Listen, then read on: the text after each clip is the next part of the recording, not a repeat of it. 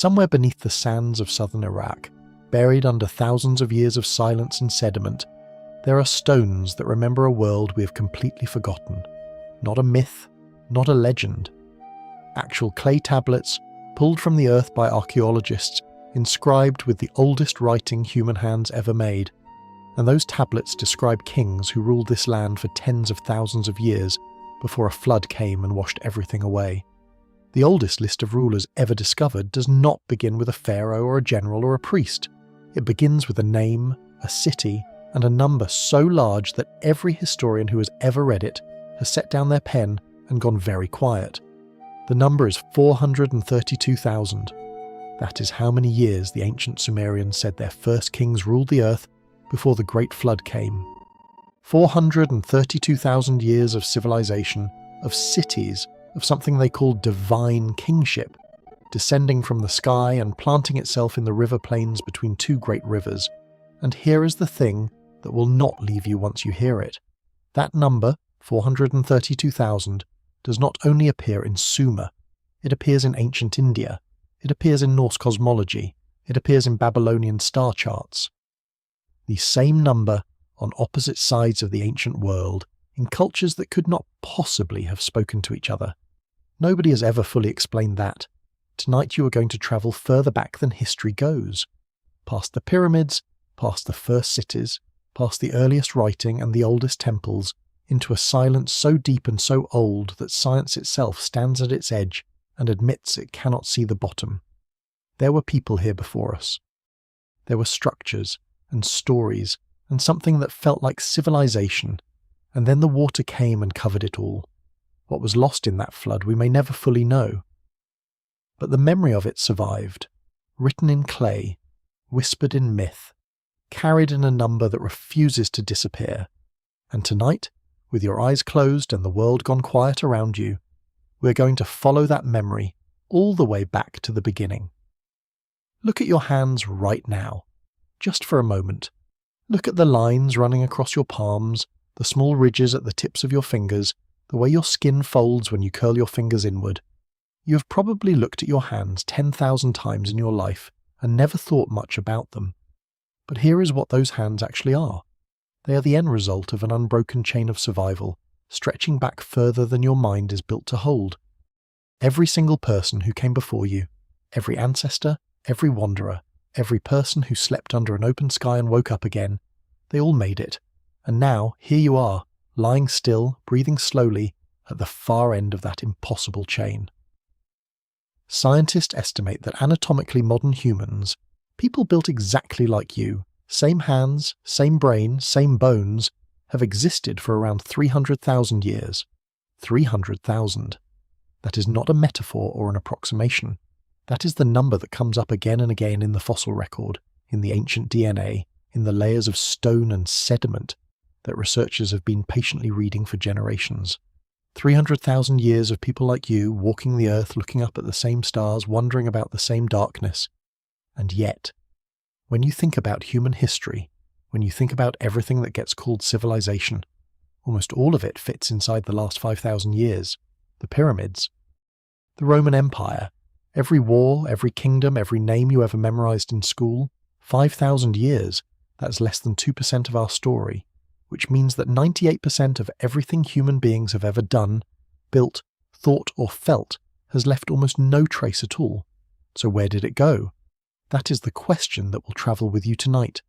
Not in a frightening way, not in a way that should keep you awake, but as a quiet, enormous mystery that has been sitting at the edge of human knowledge for as long as people have been asking questions. Where is the rest of our story? What were we doing for those other 295,000 years? And here is where something very strange enters the picture, because there is a document, a real, physical, authenticated historical artifact that claims to have an answer, and the answer is so far outside anything we were taught that most people, when they first hear it, assume it must be fiction. It is not fiction. It is a clay tablet, and it is one of the oldest written records on Earth. The document is called the Sumerian King List. It was discovered in the early 1900s, excavated from the ruins of ancient Mesopotamia, the land that sits between the Tigris and Euphrates rivers in what is now modern Iraq. Scholars translated it, studied it, argued over it for decades, and what it says is this: before the Great Flood came and reset the world, there were kings, not kings like the ones we know, not kings who ruled for 40 years or 60 years and then died and were buried. These kings ruled for thousands of years, some of them ruled for tens of thousands, and the total length of all their combined reigns, according to the tablet, adds up to 432,000 years. That is the number written in the clay. 432,000 years of kings, of cities, of something that the ancient Sumerians understood as civilization. And then a flood came, and it erased all of it, and history had to start again from nothing. Now. You might be thinking that sounds like mythology, and you would not be wrong to think that. Ancient cultures all over the world told stories of great floods and long ago golden ages and divine beings who walked among humans in the distant past. These stories are everywhere. They are so common that some researchers think they are pointing at something real, some actual catastrophe or collection of catastrophes so enormous that the memory of it survived for thousands of years, passed down through stories because there was no other way to pass it down. But here is what makes the Sumerian king list different from most ancient flood myths. It is not a poem. It is not a hymn or a prayer or a piece of narrative fiction. It is a list. A bureaucratic, administrative list of rulers and cities and dates, written in the same dry, matter-of-fact style as a census record or a tax document. The people who wrote it were not trying to create mythology. They were trying to record what they believed to be actual history. And somewhere in that gap between what they wrote down and what we can verify, there is a mystery that nobody has yet resolved. The ancient Sumerians called the beings who ruled in those early ages the Anunnaki. The word appears throughout Sumerian and Akkadian texts, in hymns, in legal codes, in creation stories, in prayers carved into stone. The Anunnaki were described as great and powerful beings associated with the sky and the earth, with judgment and fate, with the origins of human civilization. They were not small figures in Sumerian belief. They were central. They were the reason things were the way they were. And the oldest Sumerian texts say that before the flood, before the cities of the historical period, it was the Anunnaki who first established kingship on earth, who brought it down, as the ancient phrase goes, from heaven. What that means exactly is something scholars have debated for over a century. Whether it is memory or metaphor or something else entirely, nobody can say for certain. And that honesty, that willingness to sit with a genuinely open question, is exactly where tonight's journey begins. You do not need to decide anything tonight. You do not need to form an opinion or reach a conclusion, or remember any of the names. All of that can wait, or dissolve, or simply drift past you the way words sometimes do in that quiet space between waking and sleep. What matters right now is just this. Somewhere in the oldest writing ever discovered, in the clay of a civilization that was already ancient when Rome was built, there is a number. 432,000 years, and that number refuses to go away. It shows up in places it has no business showing up. It points at something old and enormous and only partially understood, that existed before the flood came and covered the world in water and silence. Tonight, very slowly, very gently, we're going to follow that number back toward its beginning. There is no rush. The story has been waiting for a very long time. It can wait a little longer while you get comfortable. Close your eyes and let yourself sink into the oldest mystery that human memory has ever carried. Imagine holding a piece of clay about the size of your hand. It is baked hard, the color of pale sand, and every surface is covered in tiny wedge-shaped marks pressed into it thousands of years ago by a reed stylus. The marks look almost like bird tracks at first, little triangles and angles and lines arranged in careful rows, but they are not random, they are language. They are the oldest form of writing ever developed by human beings, a script called cuneiform, and the people who invented it lived in a river valley in what is now southern Iraq, at a time so distant that Egypt was barely getting started, and the stone circles of Britain were not yet dreamed of. When you hold a cuneiform tablet in your mind, you're holding the very beginning of the human impulse to write things down, to record, to say, this happened, and we want it to be remembered. The Sumerian king list exists on several versions, different tablets, different copies, found in different locations across ancient Mesopotamia over the course of the last 120 or so years of archaeology.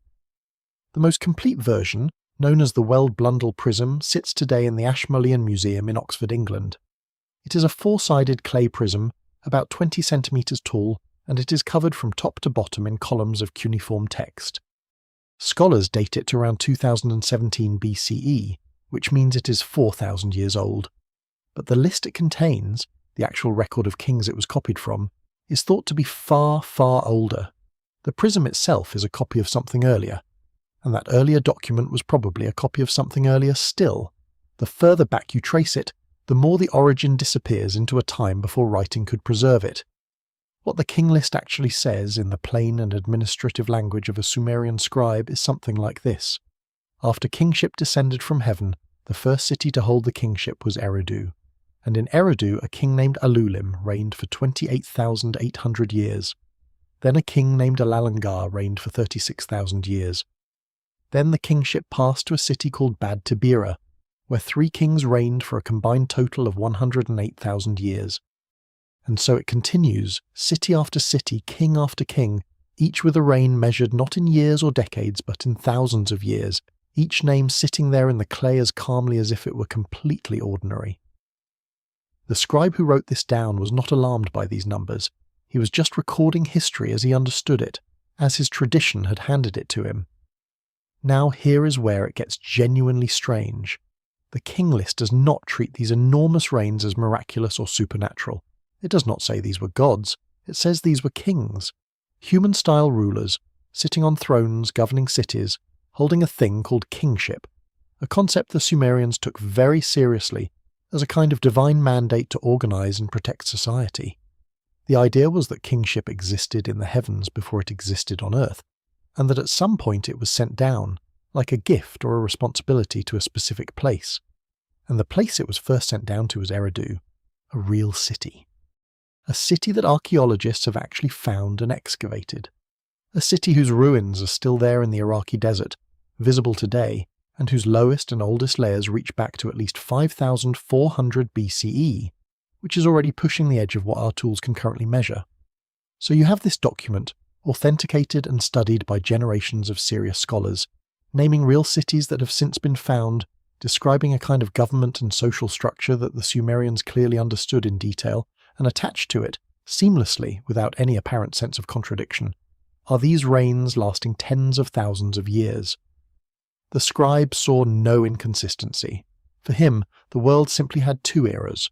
Before the flood, when the first kings ruled for impossibly long spans of time, and after the flood, when the reigns got shorter and shorter until they matched human lifespans. The flood was not a myth to him, it was a historical event, a dividing line. The moment when the old world ended and the new one began. Archaeologists and historians have proposed various explanations for the long reigns.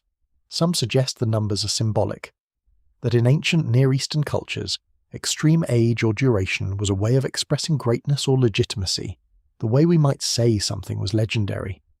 Others have proposed that the numbers represent something else entirely, astronomical cycles perhaps, or ritual calendars, or units of time that mean something different from what a literal reading suggests. Some scholars have pointed out that 432,000 years, the total pre-flood reign, is evenly divisible by 60, which was the base number of the Sumerian mathematical system in a way that seems almost too neat to be accidental.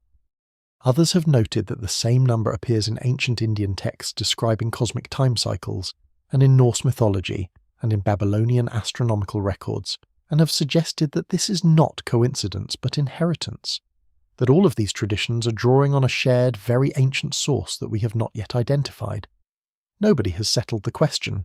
Nobody really knows. What we do know is that the Sumerian king list is not alone in describing a world before the flood that was older and stranger and longer than anything that came after. The Epic of Gilgamesh, another Sumerian text, and one of the oldest works of literature ever discovered, describes a hero who travels to the end of the world to find a man who survived the Great Flood, a man who was given eternal life by the gods as a reward for building a boat and saving humanity and the animals of the earth. This story is older than the biblical account of Noah by at least 1,000 years, and the parallels are so close and so detailed that most scholars believe one influenced the other, or that both drew on an even older tradition that neither fully preserved. The flood is everywhere in ancient memory. It sits at the centre of dozens of independent traditions on every inhabited continent, described with enough consistency that researchers have spent careers trying to understand what geological or climatic event might lie behind it all. There is something deeply human about what the Sumerians were doing when they wrote the King List. They were trying to answer the same question you might ask if you woke up one day and found yourself surrounded by ruins you did not build. They were asking what came before us. They looked at their own civilization, their cities, their temples, their laws and literature and mathematics, and they understood instinctively that it had not appeared from nowhere. Something older had existed. Something had been lost. And so, they wrote it down as best they could with the numbers they had inherited and the names they had been given, and they pressed it into clay so that it would survive. And it did survive. 4,000 years of survival, at minimum. Maybe much more, if you count the oral tradition that preceded the writing. Tonight that clay is still in a museum in England, still holding the names and numbers of a world the flood took away. And somewhere in those numbers, very quietly, a question is still waiting for an answer. Close your eyes for a moment and try to picture the oldest place you have ever seen in a photograph or a film. Maybe it is the pyramids at Giza, pale gold against a blue sky, enormous and silent and somehow impossible. Maybe it is the ruins of Rome, columns rising out of grass, the ghost of an empire still visible in stone. Maybe it is Stonehenge, or the temples of Athens, or the carved faces of Easter Island staring out at the sea. Whatever image you landed on, there is a good chance it felt very old to you, ancient, beyond the reach of ordinary memory. And yet every single one of those places, every pyramid, every column, every carved stone, is younger than Sumer. Every one of them came after. Sumer was already ancient when they were being built. Sumer was, as far as we can currently determine, the first. The word Sumer refers to a region and a civilization that flourished in the southernmost part of Mesopotamia, a Greek word meaning the land between the rivers. Those rivers are the Tigris and the Euphrates, two great waterways that begin in the mountains of what is now eastern Turkey and flow southward and eastward until they empty into the Persian Gulf. Between them they create a broad and fertile floodplain, a landscape of flat, rich, silty soil deposited over millennia by annual floods. It is not dramatic terrain. There are no mountains, no forests, no dramatic coastlines. It is flat and open, and in many places almost featureless. And yet it was here, in this unlikely landscape, that something happened for the first time in human history. People stopped moving. They stayed. They built. And over thousands of years, the things they built became the template for almost everything that came after. The Sumerians, as far as we know, invented writing. Not the idea of communicating through symbols. Human beings had been doing that for tens of thousands of years, on cave walls and bone and stone. But the systematic, standardized, flexible writing system capable of recording not just images but sounds, grammar, complex ideas, lists, stories, laws, that appears to have originated in Sumer around 5,000 years ago in the city of Uruk. It began as an accounting system. Farmers and merchants needed to track grain and livestock and trade, and marks on clay were more reliable than memory.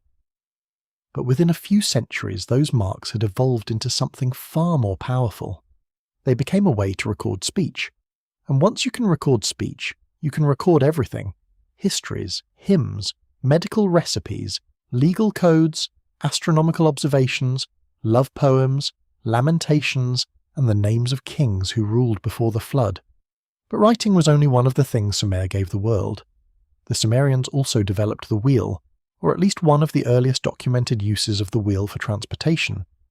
They developed sophisticated irrigation systems that allowed them to farm land far from the rivers, turning the dry southern plain into productive agricultural territory. They developed a mathematical system based on the number 60, which is why we still divide an hour into 60 minutes and a circle into 360 degrees.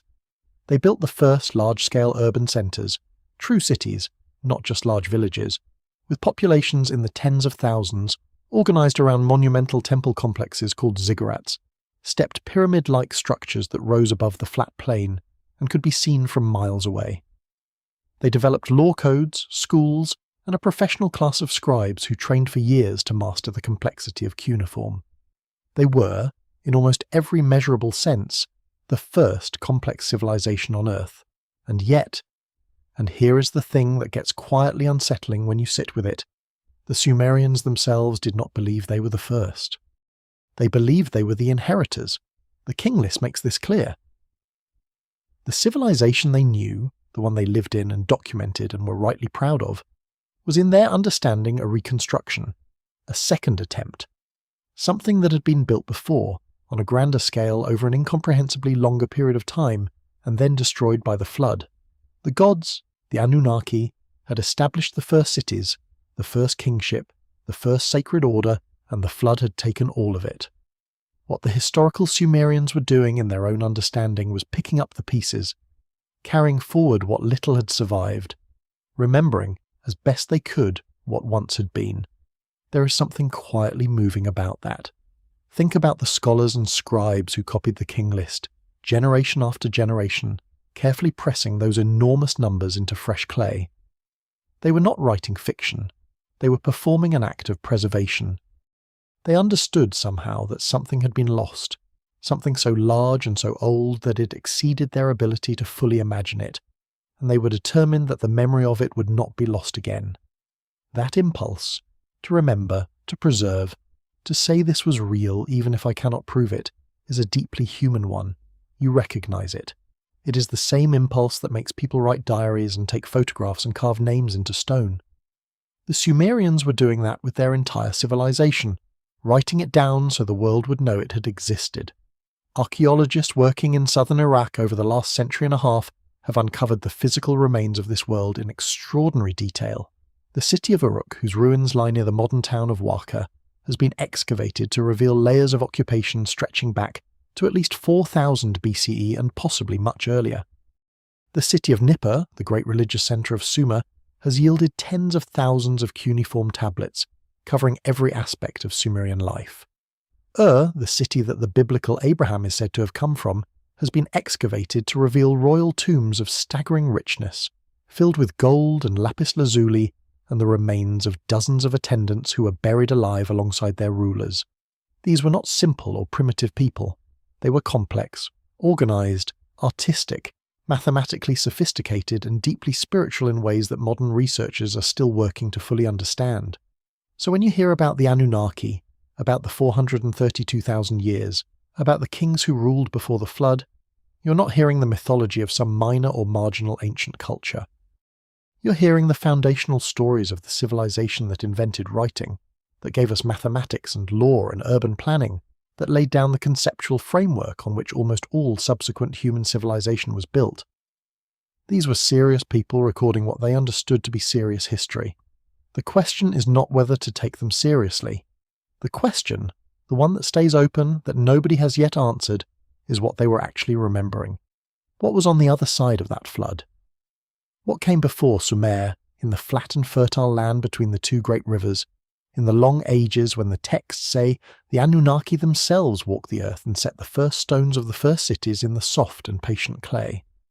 There is a word that appears in the oldest written texts of ancient Mesopotamia more than any other name for a divine being. It appears in hymns carved into temple walls. It appears in legal codes, in creation myths, in lamentation poems, in royal inscriptions, in the private prayers of ordinary people. It appears in texts so old that the scholars who first translated them had to invent new categories just to describe what they were reading. The word is Anunnaki, and depending on which text you read, depending on which era and which city and which tradition the scribe belonged to, the word means something slightly different each time. Great ones of heaven and earth, those who from heaven came, the mighty ones, the judges. The Anunnaki were not a minor feature of Sumerian belief. They were the center of it, the reason for everything. In the oldest Sumerian texts, the Anunnaki are described as a group of powerful divine beings, not one god, not a single creator, but a collective, a council. The word itself is plural, and it refers to a gathering of beings who held authority over the fundamental forces of existence: fate, death, agriculture, water, war, love, wisdom, the sky, the underworld. Different Anunnaki presided over different domains, and together they formed something like a governing body for the cosmos. Their decisions shaped the destiny of human beings. Their moods determined whether the rains came or the rivers flooded or the crops failed. They were not distant or abstract. They were intimately, constantly involved in the world, or at least that is how the Sumerians understood it, and they wrote that understanding down in extraordinary detail. The most important of the Anunnaki in the earliest texts are a triad of figures whose names appear again and again across centuries of Sumerian and Akkadian literature. The first is Anu, whose name simply means sky or heaven, and who was understood as the highest authority, the source of divine power, the one from whom kingship originally descended.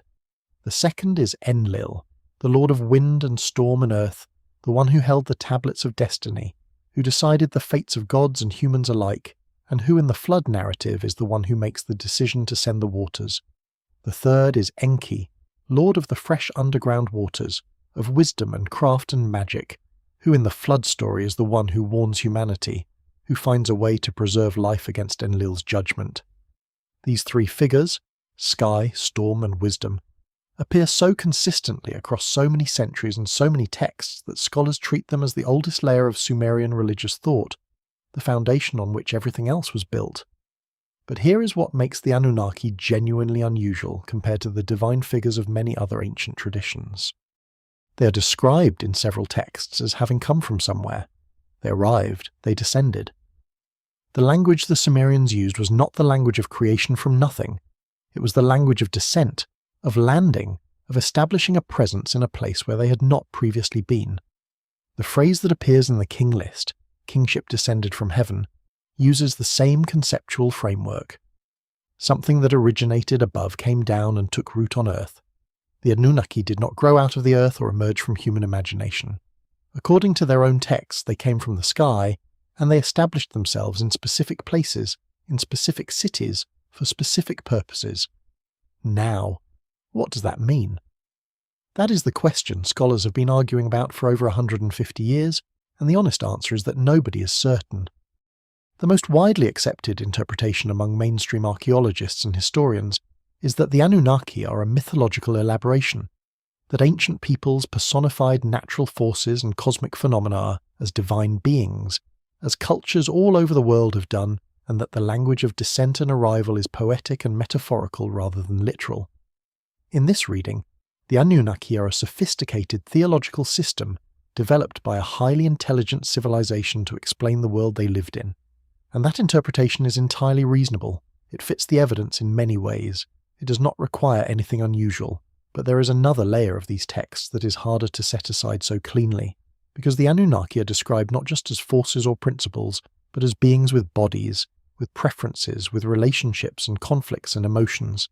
They eat and drink, they argue with each other, they get tired, they make mistakes. Enlil, in one famous text, is punished by the other Anunnaki for a transgression and sent into exile. Enki and Enlil argue repeatedly about the fate of humanity, with Enki consistently defending humans against Enlil's harsher judgments. These are not the behaviours of abstract natural forces, they are the behaviours of persons, individuals, beings who exist in time and make choices and live with consequences.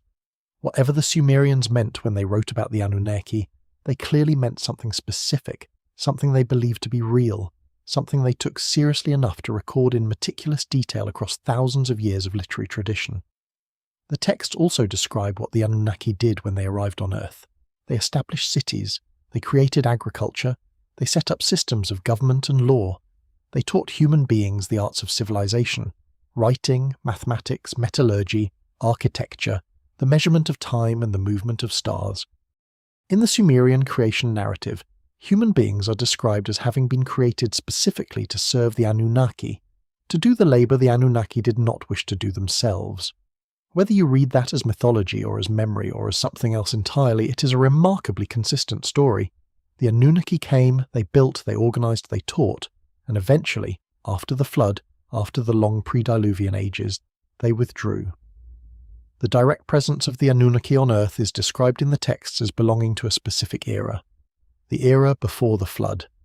After the flood, they are still present but differently, as distant authorities, as beings who are worshipped rather than encountered, as memory rather than presence. And that shift, from direct presence to remembered absence, is one of the most haunting aspects of the entire Anunnaki tradition. Because the Sumerians were not describing a mythology in which the gods had always been remote. They were describing a world in which the gods had once been here, physically, practically in the cities and the river plains, and then were gone. Something had changed. The flood had changed it. The world after the flood was a diminished world. Shorter reigns, shorter lives, less direct divine involvement, a civilization built from fragments of something older and grander. The Sumerians carried that sense of loss inside their entire culture. It shaped their poetry, their prayers, their understanding of what it meant to be human. They were the children of a broken world, trying to reconstruct what had been taken from them.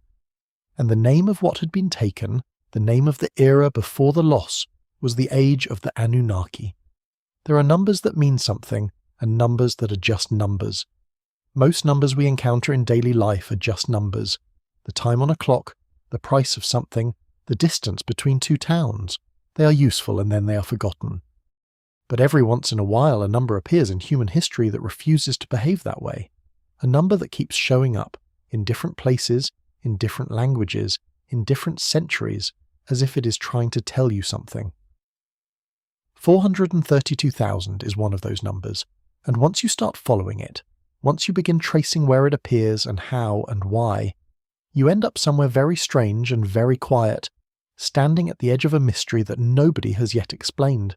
You already know where it appears first, at least in the written record.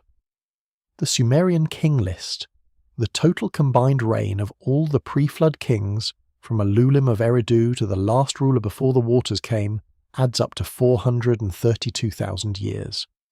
The scribes who compiled that list were not casual people. They were trained mathematicians and record keepers, working in a tradition that valued precision above almost everything else. The Sumerians built their entire mathematical system on a base of 60, a system called sexagesimal, which is why 60 seconds make a minute, and 60 minutes make an hour and 360 degrees make a circle. These were people for whom numbers carried meaning, structure, and intention. When they wrote 432,000, they were not guessing. They were recording something they believed to be exact. Now travel east, a very long way east, to the Indian subcontinent, to the ancient Sanskrit tradition of Hindu cosmology. In texts called the Puranas, some of which are among the oldest religious literature in the world, time is described in vast cosmic cycles called yugas. The shortest and darkest of these cycles, the one we are said to be living in now, is called the Kali Yuga.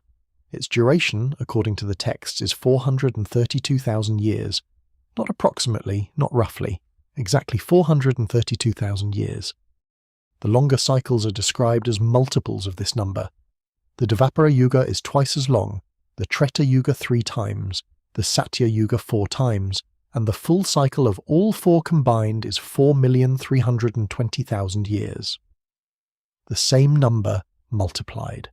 The same mathematical root running through the entire structure of Hindu cosmic time, like a thread you cannot pull out without unraveling everything. Go north now, to Scandinavia, to the Norse tradition, to the mythology of Odin and Thor and the great hall of Valhalla. In the Prose Edda, a collection of Norse myths compiled in the 13th century CE, but drawing on traditions far older, there is a description of Valhalla and the warriors who dwell there. The text says that Valhalla has 540 doors, and that through each door 800 warriors will march at the time of the final battle called Ragnarok. 540 multiplied by 800 equals 432,000. Exactly. Again.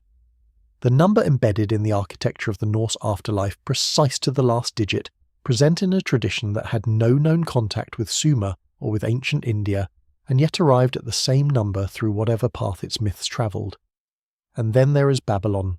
The Babylonians inherited much of their astronomical knowledge from the Sumerians, but they developed it further, tracking the movements of planets and stars with a precision that still impresses modern astronomers. The Babylonian astronomer priests calculated what is called the precession of the equinoxes, the slow wobble of the Earth on its axis that causes the night sky to shift over thousands of years, the phenomenon responsible for the idea of astrological ages. The full cycle of that precession takes approximately 25,920 years to complete. Divide that number by 60, the Sumerian base, and you get 432. The same number again, compressed. The cosmic clock and the pre-flood rain sharing the same mathematical heartbeat. So, what does it mean? Here is the honest answer. Nobody knows for certain. There are several serious hypotheses, and none of them has been definitively proven. One possibility is that the number 432,000 is an astronomical encoding, that the ancient civilizations who used it were all, in different ways, trying to capture the rhythms of the cosmos in their myths and their records of time, and that this number represents some fundamental astronomical cycle that multiple ancient cultures independently recognized. Another possibility is diffusion, that this number originated in one place, almost certainly Sumer given how early it appears there, and spread outward along trade routes and migration paths to India, to Scandinavia, to Babylon, carried in the memory of travelling peoples the way a song gets carried from one village to another until it sounds like a local tradition everywhere it lands. A third possibility, quieter and harder to evaluate, is that all of these traditions are drawing on something even older, something that preceded Sumer and India and Norse culture alike. Some source of knowledge, some tradition of counting and measuring and recording that existed before the civilizations we know about, before the flood perhaps, in the long ages the king list is trying to describe. The number 432,000 may be a memory of that older system, surviving in fragments across the world's oldest traditions, because it was important enough that people refused to let it go even when they had lost the context that made it meaningful. They kept the number even after they forgot what it was counting. There is something almost eerie about sitting with that possibility. Imagine a piece of music whose title and composer and original purpose have all been lost, but the melody survives. Hummed in one country, whistled in another, played on different instruments in places that have never heard of each other. The melody is real. The fact that it survived is real. But the story of why it mattered, of where it came from and what it was for, has dissolved into the deep past. 432,000 may be that kind of melody. A number so fundamental to something that once existed that it lodged itself into the oldest layers of human memory and refused to leave, even as the civilization that first gave it meaning was swallowed by water and time and silence. You do not need to decide what you believe about any of this tonight. The mystery is genuinely open. The number is genuinely there, in the clay, in the Sanskrit, in the Norse halls, in the Babylonian sky charts, waiting with a patience that puts human impatience to shame. What matters right now is simply that you feel the weight of it, the strange, quiet insistence of a number that appears where it has no business appearing, in traditions that should not share anything, carrying something across the millennia that we have not yet found the right words to describe. 432,000. Let it settle. Let it mean whatever it means to you in this quiet, unhurried moment between waking and sleep. Picture a landscape so flat you can see the curvature of the earth. No hills, no forests, no dramatic features of any kind. Just an immense plain of dark, silty soil, stretching in every direction toward a horizon that seems impossibly far away. Two rivers move through this landscape, wide and slow and brown, their banks lined with reeds taller than a person, their surfaces catching the light of a sky so large it feels like it belongs to a different planet than the one most of us know. The air smells of water and mud and something green and alive. Birds cross overhead in long formations, and somewhere out there, rising from the flatness, are the only vertical things in the entire world. The mud brick towers of the first cities human beings ever built. You're standing in ancient Sumer, and in the text that describes this world, there were exactly 5 cities here before the flood came and took everything away. The Sumerian king list names them clearly and without elaboration, the way you might list towns on a map. Eridu, Bad Tibira, Larak, Sippar, Shuruppak. 5 cities, each one described as having held the divine kingship for a period of time before passing it to the next. Each one real. Each one a place that has since been found, at least partially, by archaeologists working in the Iraqi desert over the last century and a half. That fact alone is worth pausing on. The king list is not describing imaginary places or symbolic locations. It is describing specific cities that existed in specific locations in the physical world, cities whose ruins are still present in the earth today, cities that modern scholars can visit and excavate and study. The pre-flood world of the king list is anchored to a real geography, and that geographical accuracy is one of the reasons serious scholars have always taken the document seriously, even when the reigns it describes stretch into the tens of thousands of years. Eridu comes first. Always Eridu.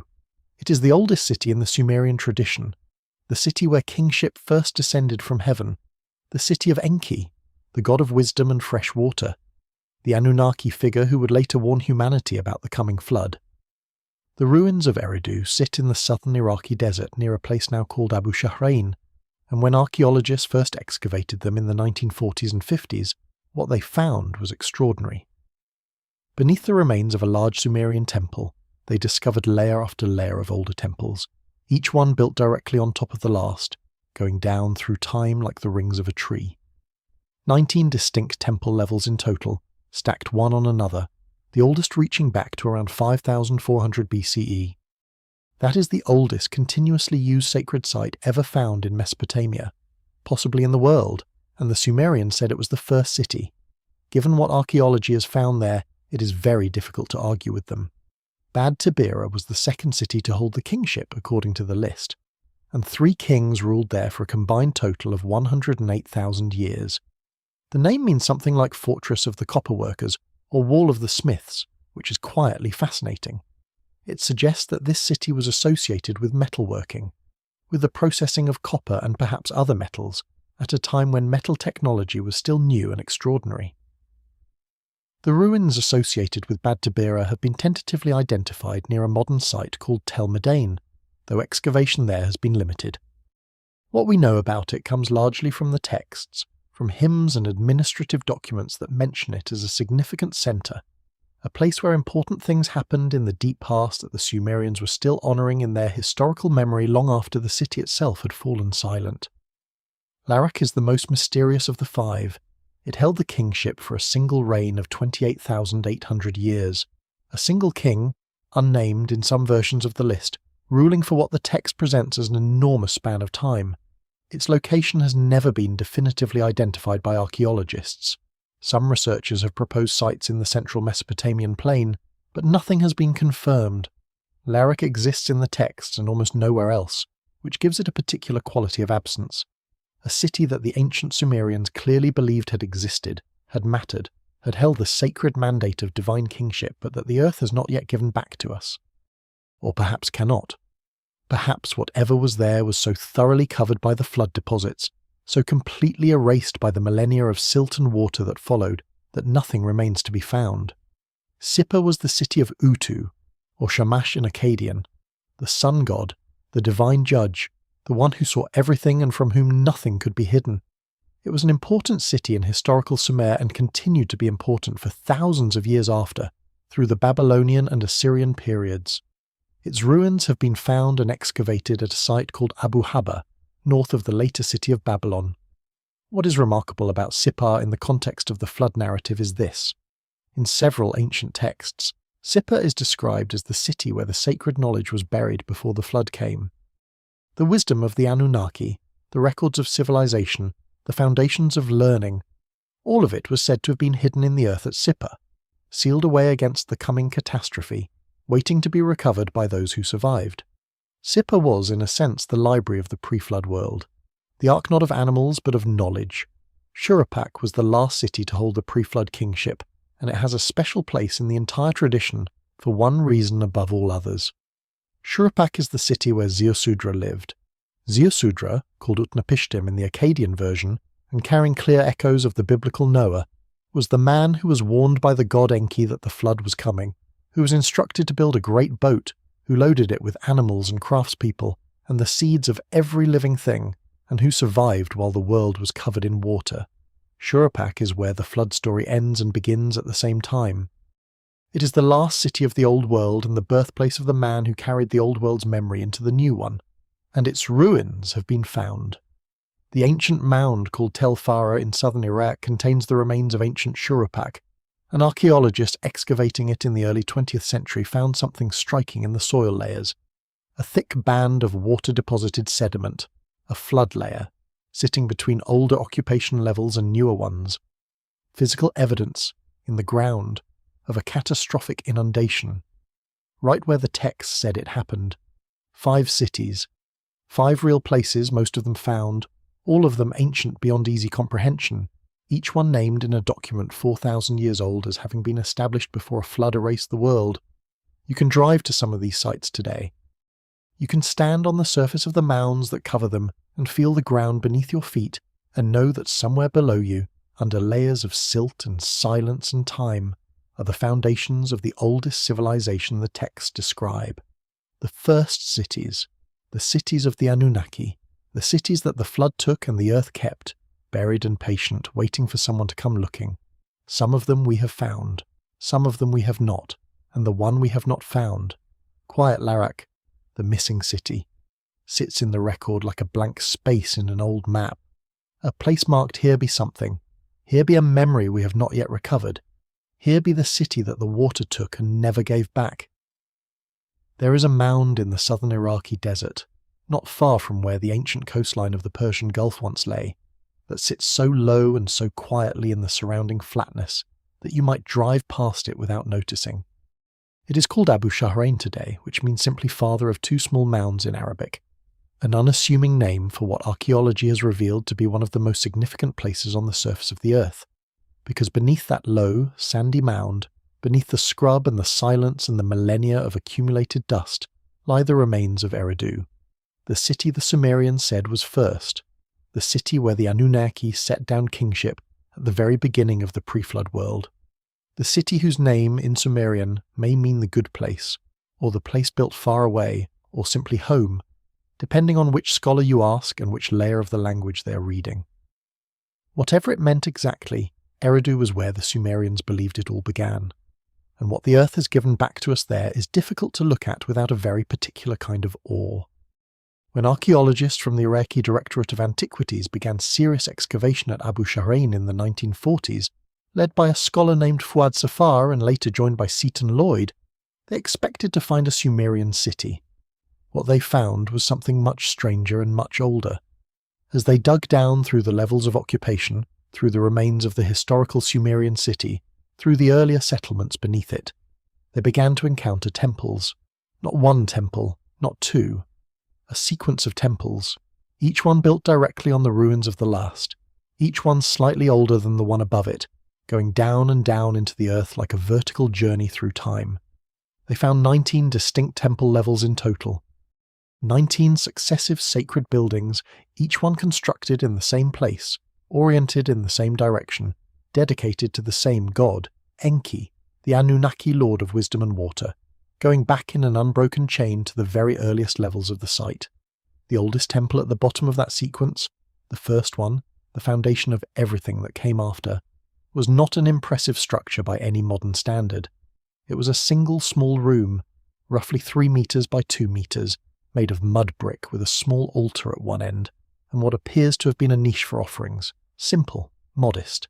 The kind of structure you might overlook entirely if you did not know what you were looking at.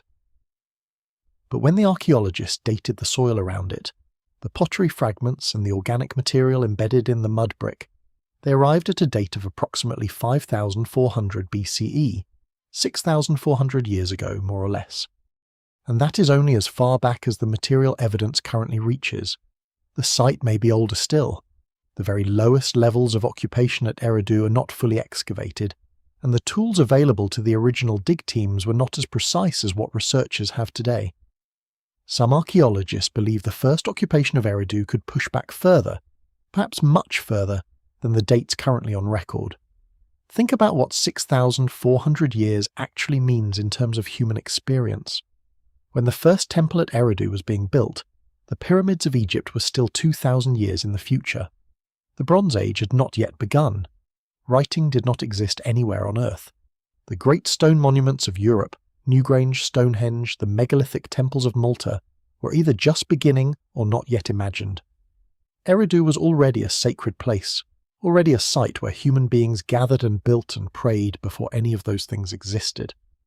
It was, in the most literal archaeological sense, at the beginning, and the Sumerians, who built their civilization thousands of years after Eridu's first temple, looked back at it and said, yes, that is where it started. That is the first city. That is the place the Anunnaki chose. The offerings found at the bottom of that ancient temple are quietly beautiful and quietly strange. Fish bones. Enormous quantities of fish bones, deposited carefully at the altar, generation after generation, from the very earliest occupation of the site. Eridu sits far from the sea today. The coastline of the Persian Gulf is over 200 kilometers away. But at the time of the earliest temple, the Gulf extended much further inland, and the marshlands and lagoons of the region were rich with fish. The people who worshipped at Eridu brought fish to their god. They brought the abundance of the water to the Lord of fresh water, to Enki, the Anunnaki, who in the later texts would be described as the keeper of the me, the divine laws and arts of civilization, and as the protector of humanity. For thousands of years in that small room at the bottom of the world, someone was tending a fire and placing fish on an altar and asking something larger than themselves for help. What those 19 temple levels represent, taken together, is an act of extraordinary devotion that stretches across more than 4,000 years of continuous religious practice. Each time the temple fell into ruin, whether through age, flood, or the slow collapse of mud brick in a wet climate, the people of Eridu did not abandon the site. They did not move the sacred place somewhere more convenient. They filled in the ruins of the old temple, levelled the surface, and built a new temple directly on top of it, in the same place, facing the same direction, dedicated to the same god. Over and over again. 19 times. The place itself was sacred. The ground was sacred. Whatever had happened there first, whatever made the original builders choose that specific spot on that specific flat and featureless plain, it was real enough and important enough that their descendants honoured it continuously for 4,000 years without interruption. Archaeologists also found something else at Eridu that has generated quiet debate ever since. A cemetery. A large one, containing over 1,000 burials, dating to the later prehistoric period at the site, around 4000 BCE. The burials are careful and intentional, bodies laid out with grave goods, with pottery and tools and sometimes small figurines. But some of the figurines found in and around the Eridu levels have an unusual quality. They are humanoid in form but with distinctly reptilian features, elongated heads, scaly textured surfaces, poses that suggest authority or ritual significance. Similar figurines have been found at other early Mesopotamian sites. Nobody fully knows what they represent. Some researchers interpret them as priests in ceremonial costume. Others see them as depictions of divine beings. Others still have noted, carefully and without sensationalism, that the Anunnaki in some of the oldest Sumerian texts are described in ways that do not map cleanly onto ordinary human description. The figurines sit in museum cases and do not answer questions. They just exist, patient and strange, as old as the city they came from. When you let yourself feel the full weight of Eridu, the 19 temples, the fishbone offerings, the 4,000 years of unbroken devotion, the possibility that the site is even older than what has been measured, something shifts in the way you understand human history. This is not a footnote. This is not a minor archaeological curiosity. This is the beginning. The actual physical, measurable beginning of the urban human world. And the people who built it were pointing backward, even then towards something older than themselves. The Anunnaki had been here before them. The sacred ground was sacred before they arrived. They were building on a foundation they had not laid, and as you lie here in the quiet, breathing slowly, the thought that settles is this. Every city that has ever existed, every place where human beings have gathered and built and believed in something, traces its lineage back through the long chain of civilization to a small mud brick room in the Iraqi desert, where someone lit a fire and left a fish on an altar and asked the darkness to be kind. There is a story so old that no one alive knows where it began. It has been told in Sumer and in Babylon, in ancient India and in Greece, in the highlands of Mesoamerica and in the islands of the Pacific, in the oral traditions of Aboriginal Australians, and in the sacred texts of cultures that never once had contact with each other across the full span of recorded history. The details change. The name of the hero, the nature of the vessel, the identity of the god or gods who sent the water, the reason the world had to be unmade and remade. But the shape of the story stays the same. The world was destroyed by water. One person, or one family was warned and survived, and from that survival, humanity began again. This story exists in over 200 distinct cultural traditions around the world. 200! That is not coincidence, that is memory. The oldest written version of the flood story is not the one in the Bible. It is older than that by at least 1,000 years, possibly much more.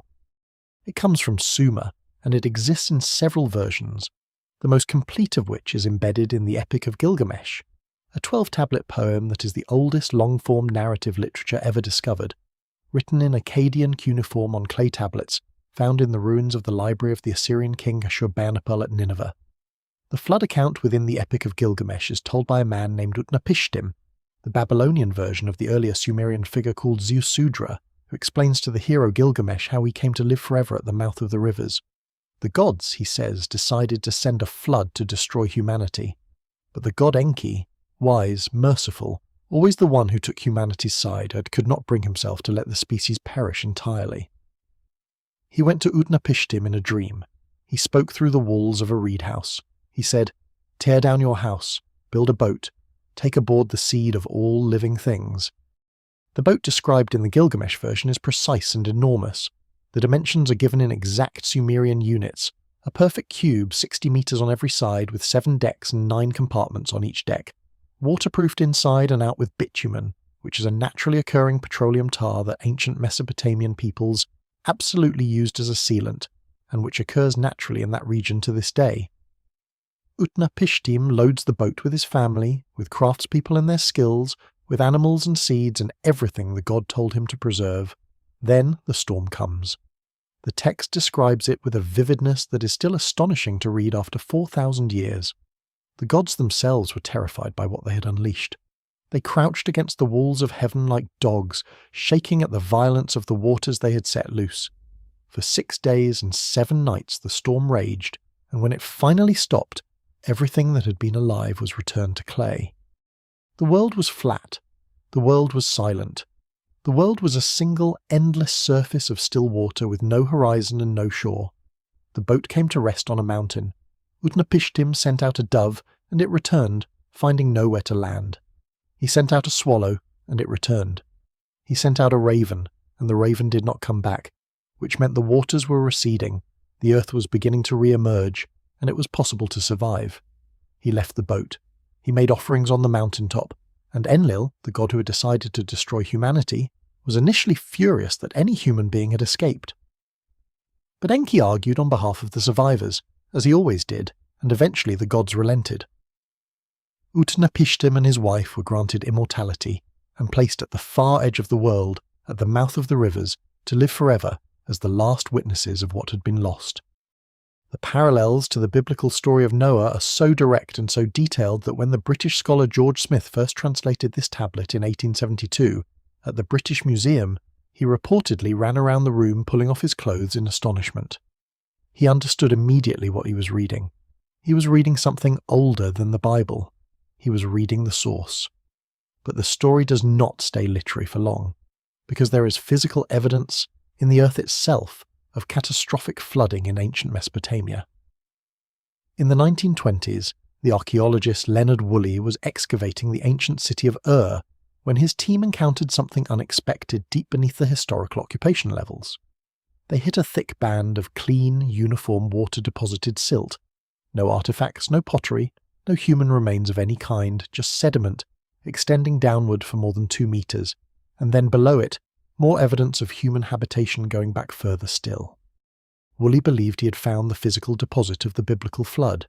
Similar silt layers have since been found at other Mesopotamian sites, though they do not all date to exactly the same moment, which suggests either multiple catastrophic flooding events across the region over a long period, or a single massive event whose effects were recorded differently at different locations depending on elevation and proximity to the water.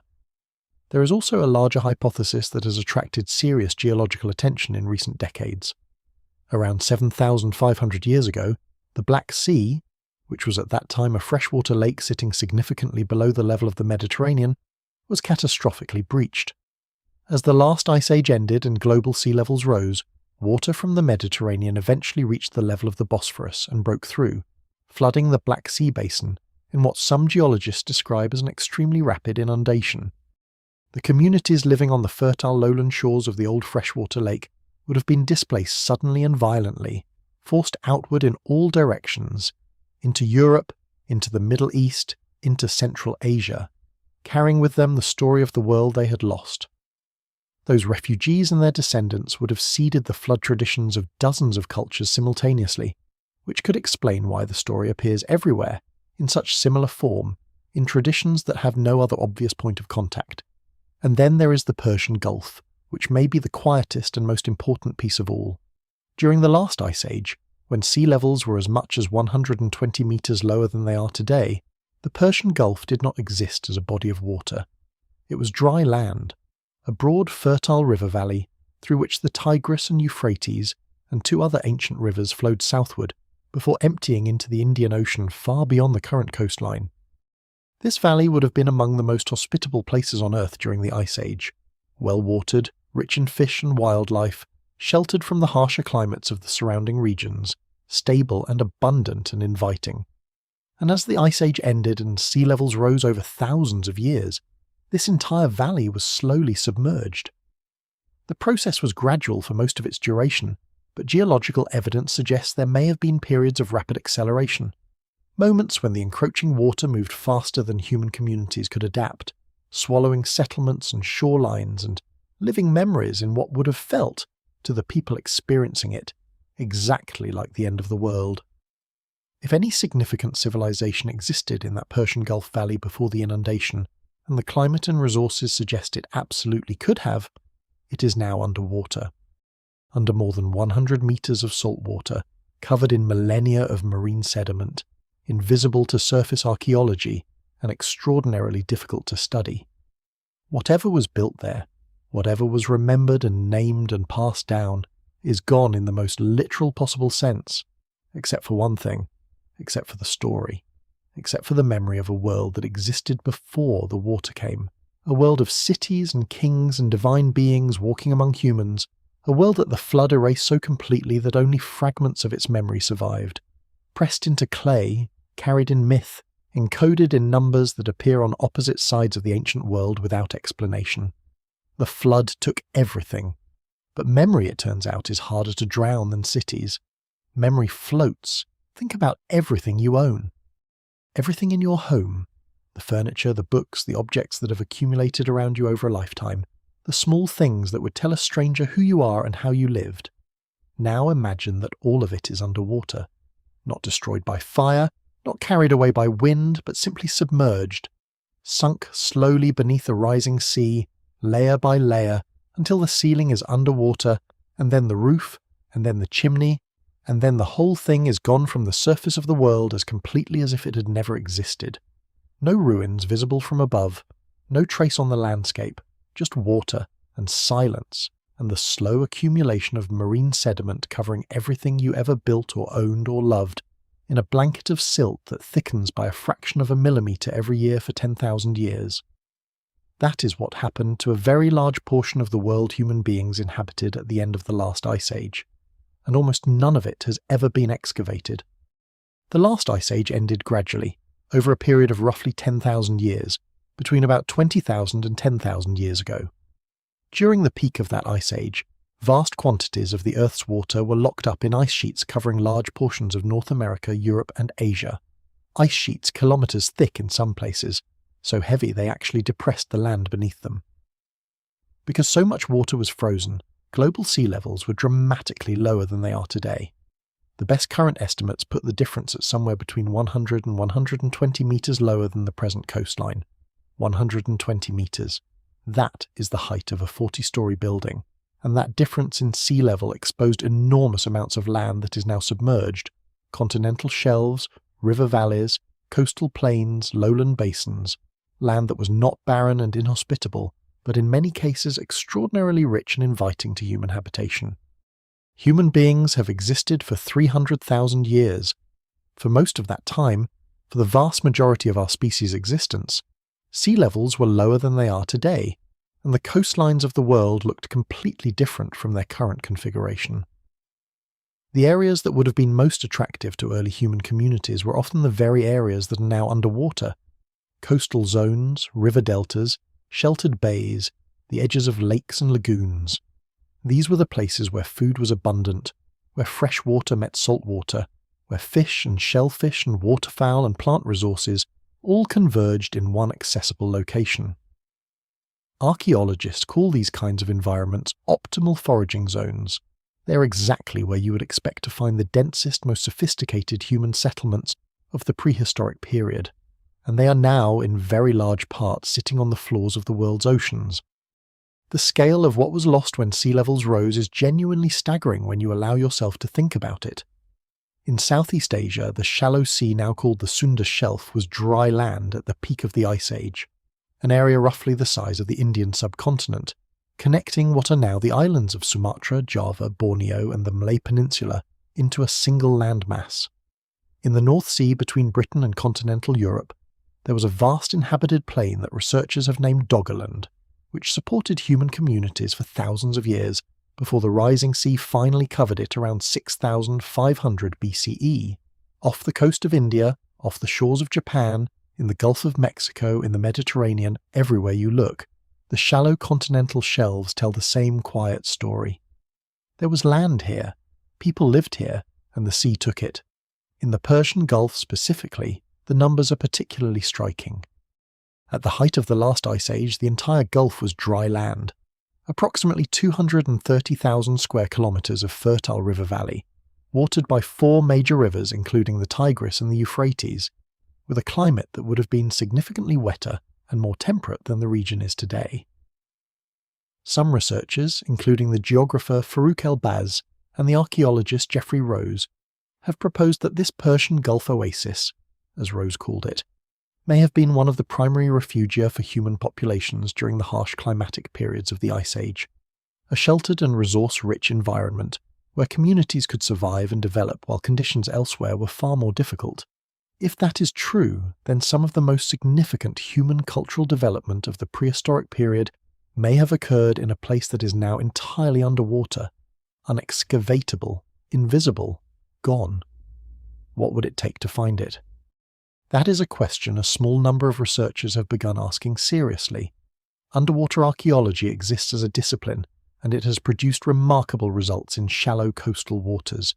Submerged Bronze Age settlements in the Aegean, drowned Neolithic villages off the British coast, ancient harbour structures beneath the surface of the Mediterranean.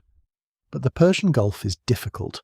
The water is murky in many areas, the sediment accumulation is deep, the political geography of the region complicates research logistics, and the sheer scale of the submerged area makes systematic survey an enormous undertaking with current technology. What lies beneath the Persian Gulf has not been surveyed with anything approaching the thoroughness that its potential historical significance might warrant. We simply do not know what is down there, and that not knowing is one of the most significant silences in the entire archaeological record. There is a concept in geology called the coastal compression hypothesis, which proposes that rising sea levels at the end of the Ice Age did not occur at a perfectly steady rate but in pulses, periods of relatively slow rise punctuated by episodes of rapid inundation triggered by the sudden collapse of ice dams or the carving of large glacial masses into the sea. One such episode, sometimes called meltwater pulse 1A, occurred around 14,600 years ago and may have raised sea levels by as much as 20 metres in less than 500 years. 20 metres in 500 years sounds gradual by modern standards, but to a community living on a coastal plain with no understanding of plate tectonics or glaciology, it would have felt like the sea was swallowing the world. It would have been a catastrophe lived across generations. Grandparents watching the water reach places it had never reached before, parents watching it reach further still, children inheriting a coastline that their grandparents would not have recognized, and the stories those communities told would have carried the memory of the loss, of the land that was there, of the world that existed before the water came. This is the context in which the Sumerian flood narrative begins to feel less like mythology and more like geology. Not a single dramatic event, but a long, accumulated cultural memory of sea levels, rising and coastlines changing, and inhabited lands disappearing beneath the water over thousands of years, compressed into the shape of a story, the way memory always compresses experience into narrative, because narrative is how human beings make sense of what happens to them. The Anunnaki cities that the King List describes, Eridu, Bad Tibara, Larak, Sipa, Shurupak, may be the names that survived from a much larger network of settlements, most of which were never on high enough ground to leave ruins that anyone could later find. The ones we know about are the ones that happen to be in places the water did not reach, or reached only partially. The rest are down there, in the dark and the silt and the quiet, waiting perhaps for tools we have not yet invented, for a future in which we are finally curious enough and capable enough to go looking for the world that the water buried. There is a moment in the Sumerian King List that is easy to read past if you're moving quickly, but if you slow down and sit with it, it stops you completely. It is the moment when the list transitions from the pre-flood world to the post-flood world.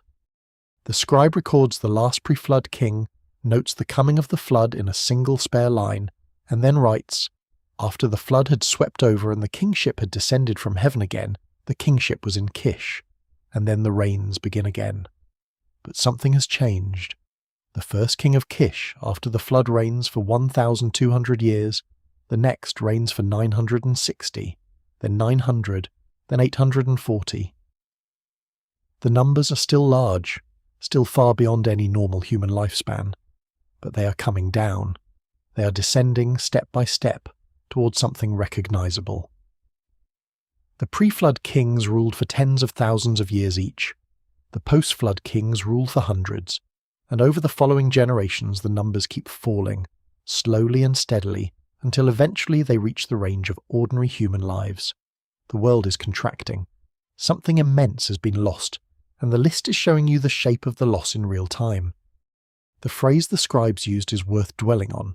Kingship descended from heaven again, not for the first time, again. The word implies that it had descended before, in the pre-flood era, when the Anunnaki first established it in Eridu, and that the flood had interrupted or ended that first descent, and that after the waters receded, something or someone initiated it a second time. The theological implication, in the Sumerian framework, is that divine governance of the earth was not a continuous unbroken line, but a project that had to be restarted. The flood was not just a natural disaster, it was a reset, a clearing of the board. And the question the list quietly raises but never answers is, who decided to restart it, and why, and what was different the second time? The first post-flood city to hold the kingship is Kish, located in central Mesopotamia, north of the later city of Babylon. Kish is a real place. Its ruins have been extensively excavated, and it was clearly one of the most important cities of the early historical period in Sumer. The first post-flood king listed for Kish is named Jusha, with a reign of 1,200 years. Then come a long sequence of kings with reigns in the hundreds of years, their names preserved in the clay with the same flat administrative calm as everything else in the document. Some of these names appear in other ancient texts and inscriptions, which means they're not purely legendary. They have a foothold in the historical record that the pre-flood kings simply do not have. The further down the post-flood list you go, the more the names begin to match what archaeology can actually verify. The list is moving, slowly and unmistakably, from myth into history, from the unverifiable into the confirmed. And the transition is gradual, not sudden, as if myth and history are not two separate categories but a single spectrum, and the king list is tracing the full arc of it. Among the post-flood kings, one name stands out above almost all others, Gilgamesh. He appears in the king list as the fifth king of the city of Uruk, with a reign of 126 years. 126 years is still beyond ordinary human longevity, but it is dramatically shorter than the thousands of years' reigns that came before, and Gilgamesh is not just a name on a list. He is the hero of the greatest literary work of the ancient world. The Epic of Gilgamesh presents him as 2/3 divine and 1/3 human, a being of extraordinary power and restlessness who builds the great walls of Uruk, who travels to the ends of the earth seeking immortality after the death of his companion Enkidu, and who ultimately fails to achieve it. He is, in the epic's framing, the last of a kind.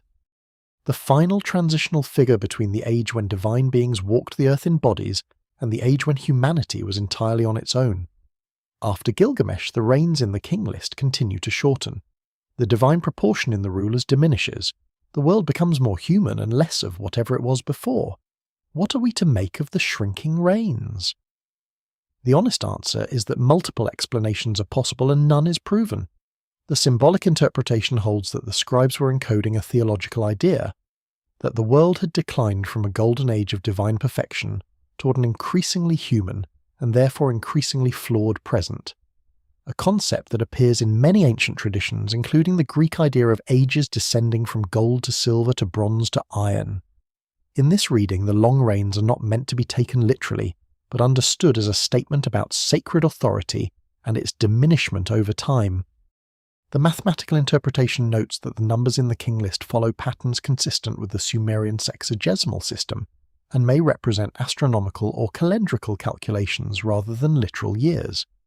And the literal interpretation, the one that the scribes themselves apparently intended, holds that the pre-flood world was simply different from the post-flood world, in ways that allowed for different spans of life and rule, that something about the nature of existence changed when the flood came, and that the shortening reigns are an accurate record of that change.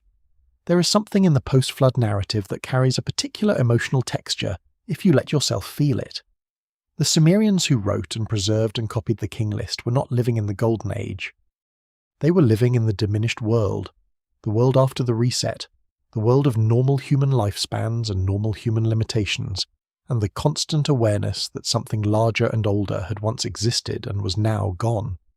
Their religious practice was saturated with that awareness. Their temples were built to house the presence of gods who no longer walked among them. Their prayers were addressed to beings who had once been physically accessible and were now remote. Their literature returned again and again to the theme of loss, the loss of divine companionship, the loss of immortality, the loss of the world that existed before the water came. Gilgamesh, at the end of his epic, returns to Uruk having failed to find eternal life and is consoled by contemplating the walls of his city. Solid, enduring, built to last. It is a melancholy consolation. The best a human being can do, the epic suggests, is build something that outlasts them.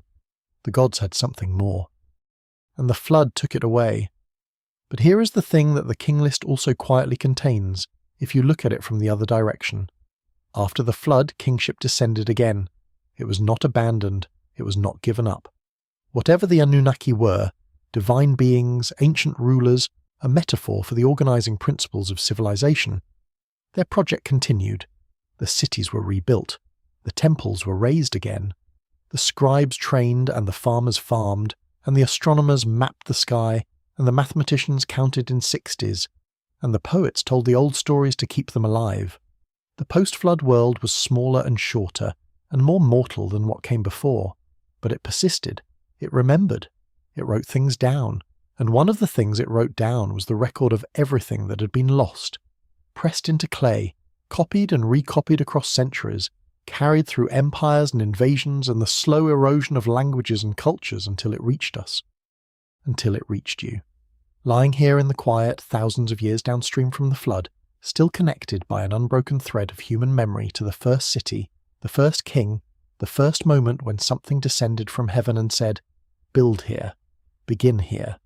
This is where it starts." In 1976, a writer named Zikara Sitchin published a book called The 12th Planet. Sitchin was born in Baku in what is now Azerbaijan, raised partly in what was then British Mandatory Palestine, and educated in economics at the University of London.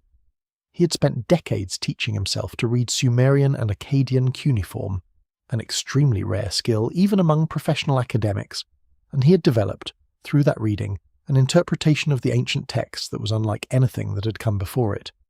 His argument, stated plainly, was this: the Anunnaki were not mythological beings or personifications of natural forces. They were extraterrestrial visitors from a planet he called Nibiru, a large body on an elongated orbit that brought it into the inner solar system roughly every 3,600 years. The Anunnaki came to Earth, in Sitchin's reading, to mine gold for atmospheric purposes on their home planet, created human beings through genetic manipulation of existing hominids to serve as a labor force, established the first cities, transmitted the foundations of civilization, and eventually withdrew, leaving behind the myths and the texts and the numbers that the Sumerians faithfully recorded without fully understanding what they were preserving. the 12th planet became a sensation. It was followed by 12 more books over the course of Sitchin's long life. He died in 2010 at the age of 90, collectively selling millions of copies in dozens of languages, inspiring a worldwide community of researchers, writers, and curious readers who found in his framework a coherent explanation for the strangeness they had already noticed in the ancient record. The long reigns, the repeated number 432,000, the descriptions of the Anunnaki as physical beings with bodies and emotions and conflicts, the references to things that could be read as technology, flying vehicles, powerful weapons, methods of communication that exceeded ordinary human capability. For readers who felt that mainstream archaeology was not adequately explaining these things, Sitchin offered an answer, a complete, internally consistent, elaborately documented answer. And it resonated deeply with millions of people who were genuinely trying to understand where we came from. Mainstream archaeologists and Assyriologists, the specialists who actually study ancient Mesopotamia professionally, have been largely and sometimes sharply critical of Sitchin's work. Their objections are serious and worth understanding clearly because they are not simply dismissive. The core scholarly critique is that Sitchin's translations of the cuneiform texts are frequently inaccurate. Trained Assyriologists who have examined his readings argue that he consistently translates words in ways that support his thesis while ignoring established meanings that do not. The Sumerian word commonly translated as heaven or sky, for instance, which Sitchin reads as outer space or another planet, has a well-documented range of meanings in the ancient texts that do not require or support an extraterrestrial interpretation.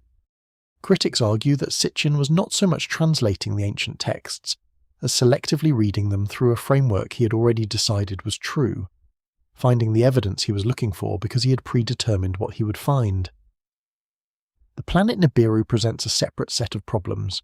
Sitchin described it as a large body on a highly elongated orbit with a period of approximately 3,600 years, bringing it periodically through the inner solar system. Modern astronomy has found no evidence for the existence of such a planet. The gravitational effects of a body of the size Sitchin described on an orbit of that kind would be detectable in the movements of the known outer planets, and no such effects have been observed. The search for large undiscovered bodies in the outer solar system is an active area of astronomical research. There is genuine scientific interest in what is sometimes called Planet 9, a hypothetical body whose gravitational influence may explain certain anomalies in the orbits of trans-Neptunian objects. But the candidate being discussed by astronomers bears no resemblance to Sitchin's Nibiru in its proposed size, orbit, or behaviour. The astronomical component of Sitchin's framework does not align with what the physical evidence of the solar system actually shows, and yet there are questions that the mainstream scholarly position does not fully answer either, and it is worth being honest about that because intellectual honesty requires acknowledging the limits of what we know from every direction. The mainstream position on the Anunnaki is essentially that they are a sophisticated mythological system, that the Sumerians, like all ancient peoples, personified the forces of nature and the cosmos as divine beings, and that the language of descent and arrival and physical presence in the ancient texts is poetic and metaphorical. This is a reasonable and well-supported interpretation, but it does not fully explain why the number 432,000 appears in the same precise form in Hindu cosmology and Norse mythology and Babylonian astronomy in traditions that had no known contact with each other. It does not fully explain the figurines with reptilian features found at Eridu and other early Mesopotamian sites. It does not fully account for the consistent and detailed nature of the Sumerian descriptions of the Anunnaki as individual personalities with specific roles and relationships and histories. These are not invented critiques.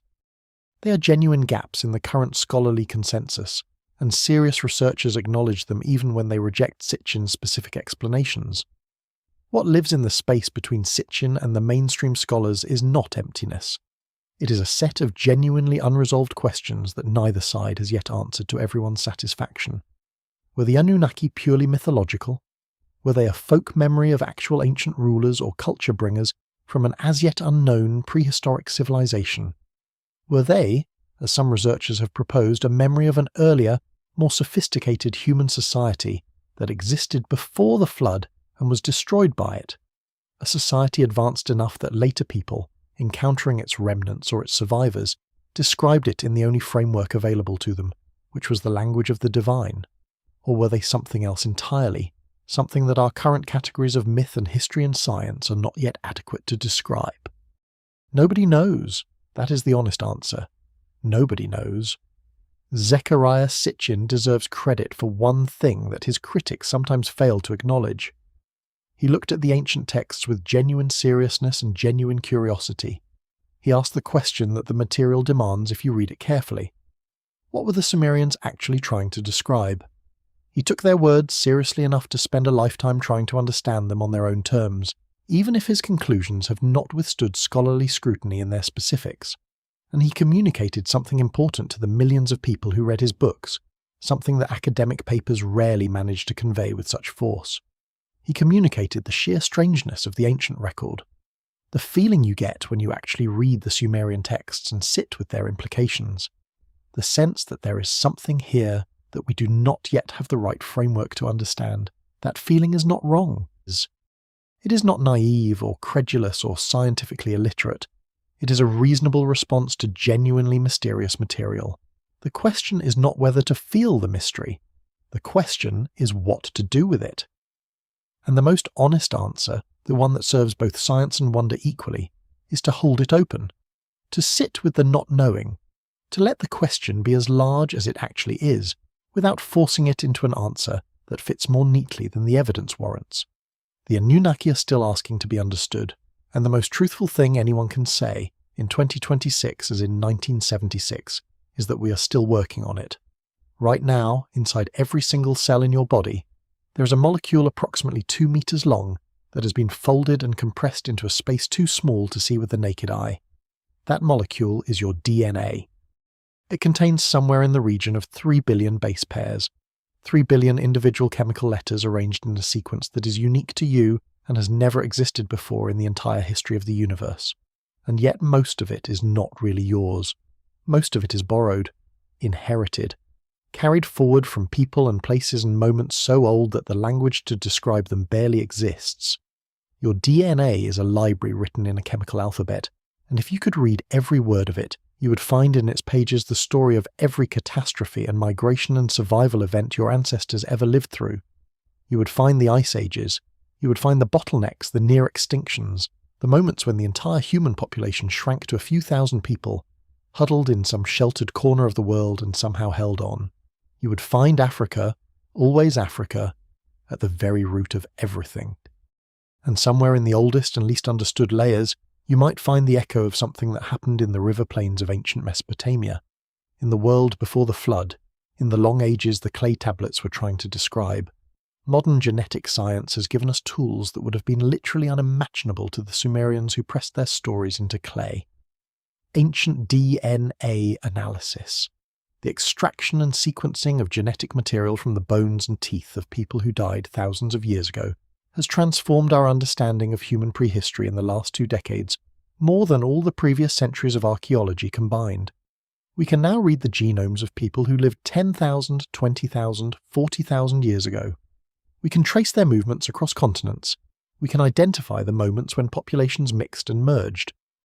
We can find the genetic signatures of catastrophic population crashes, moments when the diversity of the human gene pool suddenly narrowed, suggesting that very large numbers of people died in a short period of time, leaving only a small group of survivors whose genetics then expanded to fill the space left by the dead.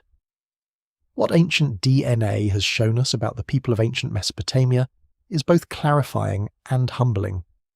The genetic evidence confirms that the region was a crossroads, a place where populations from Africa, from the Iranian plateau, from Anatolia, from the Caucasus, and from South Asia mixed and merged over thousands of years in complex and shifting patterns. The people who built Sumer were not a single homogeneous group. They were a confluence, a genetic gathering place where different streams of human migration met and blended, producing a population of extraordinary diversity that then went on to develop the first writing, the first cities, the first legal codes, the first astronomy. The diversity was not incidental to the achievement. It may have been central to it. When people from different traditions and different ways of knowing come together in one place, they create something none of them could have created alone. the genetic evidence also shows something quieter and more personal.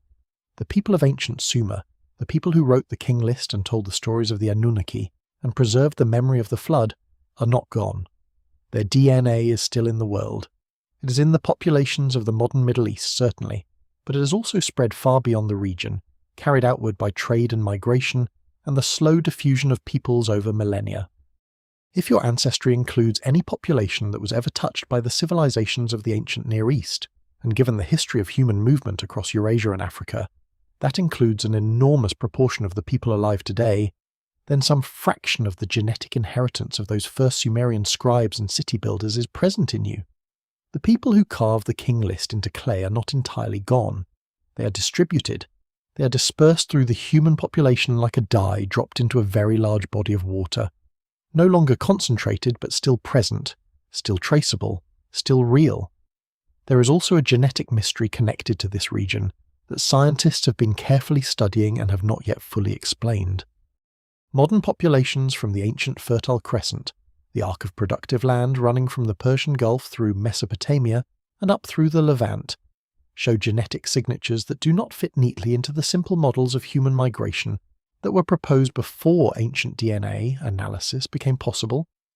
There are layers in the genetic record of this region that seem to represent population groups whose origins are not yet clearly identified. People who were present in Mesopotamia at very early dates and who contributed significantly to the genetic makeup of later populations, but who cannot be traced back to any currently known source population with confidence. Researchers are working on this. The picture is becoming clearer, but it is not yet clear. And in that unresolved genetic complexity, there is at least the possibility, unproven, openly speculative, but not absurd, that the deep prehistory of Mesopotamia contains chapters that we have not yet recovered. Beyond the genetics, there is something even more immediate and more personal to consider.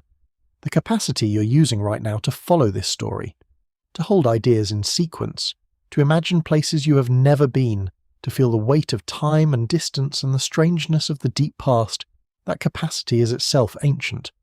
The human brain, as far as we can determine from the archaeological record, has been essentially the same organ it is today for at least 300,000 years. The people who built the first temple at Eridu had brains like yours. The people who pressed the first cuneiform marks into wet clay had the same cognitive architecture, the same emotional range, the same capacity for wonder and grief and curiosity and love that you have right now. They were not proto-humans or transitional forms. They were people, fully, completely, recognizably people. And everything they built, everything they remembered, everything they wrote down and preserved, they did it with a mind that works the same way yours does, which means their questions are your questions. Their mystery is your mystery. The Anunnaki, whatever they were, mythological constructions, memories of actual beings, personifications of forces too large and too old to describe any other way, were described by people who looked at the world the same way you do, who lay awake at night wondering where they came from, who looked at the stars and felt the gap between what they knew and what they could sense was out there, vast and patient and only partially accessible, who told stories to make sense of the silence, who pressed those stories into clay so the stories would not die even when the tellers did. That impulse, to reach back, to remember, to refuse to let the past dissolve entirely into darkness, is one of the most distinctly human things there is. And it is running in you right now as you listen to this, as the story of the first cities and the long-ago kings and the flood that erased everything moves through your mind and settles somewhere quiet and deep. You are the end of a very long chain. Every person who survived, every community that held together through a catastrophe, every scribe who copied an old text onto fresh clay because something in them insisted the memory was worth keeping, they all led, through an unbroken sequence of lives, to you, here, now, still listening, still asking the oldest question there is, still trying to understand where we came from and what we were before the flood took the world and made us start again. Imagine standing on the plain of ancient Sumer on a night 6,000 years ago. There are no electric lights anywhere on Earth. There are no cities bright enough to wash out the darkness.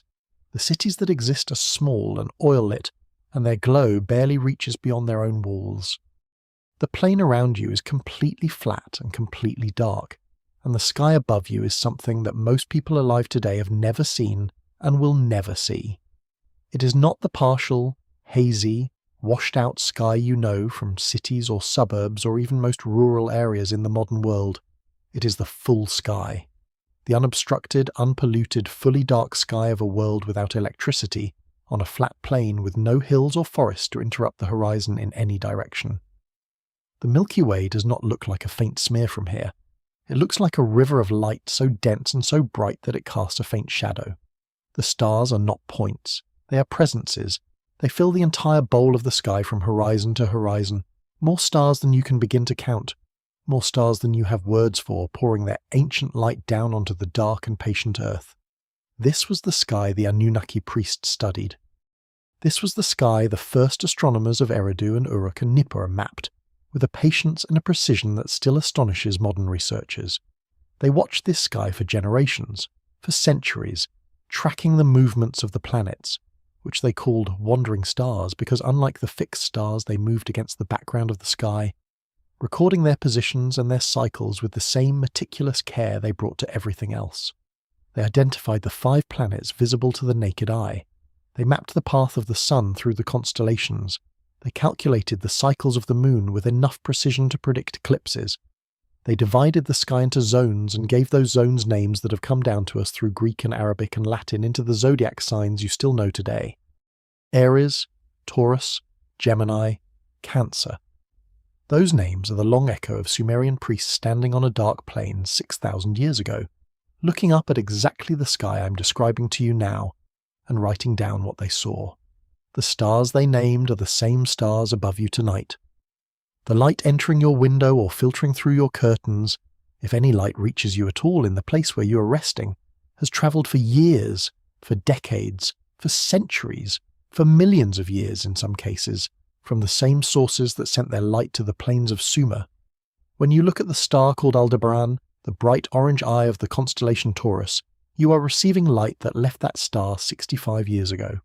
When you look at the Pleiades cluster, that faint group of stars the Sumerians called the Seven Sisters and considered among the most sacred objects in the sky, you are receiving light that left those stars between 400 and 500 years ago. The sky is not a backdrop. It is a time machine. And the people of Eridu understood that in their own way, long before modern physics had the language to say it clearly. You have travelled a very long way tonight. You began with your own hands, with the simple and extraordinary fact of being alive and conscious at the far end of an unbroken chain of human survival. You travelled back through the clay tablets, through the oldest writing ever discovered, through the names and the numbers and the impossible reigns of the pre-flood kings. You stood at the edge of Eridu and felt the weight of 6,000 years of continuous sacred practice in a single small room where someone left fish on an altar and asked the dark to be merciful. You followed the flood through the geology and the myth, through the rising seas and the drowned coastlines, and the memory that floats when everything else sinks. You sat with the great open question of the Anunnaki, who they were, what the texts were actually recording, what lives in the honest space between the ancient words and the limits of modern understanding. And you arrived here, at the last chapter, at the night sky over the first city, at the place where the story has always been pointing. None of what you heard tonight needs to be resolved. The mystery does not need to be closed. Some of the greatest gifts the ancient world has given us are not answers but questions. Questions so large and so old and so carefully preserved that the fact of their survival is itself a kind of miracle. 4,000 years ago, a scribe sat in a room in a city that no longer exists and pressed a set of numbers into wet clay, and those numbers are still here, still intact, still asking to be understood. That scribe did not know you. They did not know this moment, this night, this particular darkness in which you are resting. But they pressed the clay anyway. They preserved the memory anyway. They trusted, without any way of knowing whether that trust was warranted, that someone in the future would be listening. And here you are, listening. Across 6,000 years of silence, the clay found you. If you're somewhere in the world right now where you can hear this, and people are hearing this in places the ancient Sumerians could not have imagined, in cities they never knew existed, on continents they had no knowledge of, then you are part of the same story the King List was trying to tell. The story of human beings trying to understand where they came from, trying to preserve what they knew, trying to reach across time and say, "We were here, and we wondered, and we wrote it down so you would know." If you feel moved to say where in the world you are listening from tonight, what country, what city, what time zone, what corner of this enormous and improbable planet, there is a comment section waiting for you, and the people who find it will come from places as different from each other as Eridu was from Uruk, and yet they will all be doing the same thing, reaching out, connecting, refusing to let the silence be total, that quiet kind of magic. All those different places, all those different lives, all gathered around the same story in the same night, is one of the most Sumerian things imaginable. If this story moved something in you, if it opened a question you want to keep sitting with, a gentle like or a subscription helps more of these journeys find the people who need them. And if you ever want to go deeper to support the time it takes to build these long, slow, careful documentaries, there is a way to do that too, completely optional, no pressure at all, and these stories will always be free for anyone who wants them. Always. And now it is time to let it go. You do not have to remember the names of the pre-flood kings. You do not have to carry the number 432,000 into your dreams. You do not need to hold on to the 19 temple levels of Eridu, or the thick band of flood silt at Ur, or the debate between Sitchin and the scholars, or any of the specific details that floated past you tonight. Let all of it soften. Let it dissolve the way a dream dissolves when you try too hard to hold it. Not gone, just no longer sharp, settling into the deeper layers where things are kept without effort. Your body is heavy and warm, your breath is slow. The story has been told, and it has found its way into you in whatever way stories do. Below the level of conscious remembering, in the place where the oldest things live. The plain of Sumer is dark and quiet. The stars are out in their millions, somewhere in the Iraqi desert under meters of sand and silence. The stones of the first city are still there, patient, unmoving, keeping their long watch in the dark the way they have always kept it, through every flood and every forgetting, through every age that came and went and left its mark in the clay. They are not going anywhere. They have been waiting this long. They can wait a little longer. And you have carried enough for one night. You have wondered enough. You have travelled far enough back through the long corridors of human time. Rest now, drift now. Let the river of the Milky Way carry you where it will, out past the first cities and the last kings, out past the flood and the silence that followed, out into the oldest dark there is, where your ancestors are sleeping too, in the soft and patient earth, dreaming whatever it is that the very old and very quiet dream. Their story is your story. Their stars are your stars. Their mystery is the mystery you carry in every cell of your body, every beat of your heart, every breath that moves through you now, slower and slower, softer and softer, all the way down into the good dark. Drift and dream. Rest well. Good night.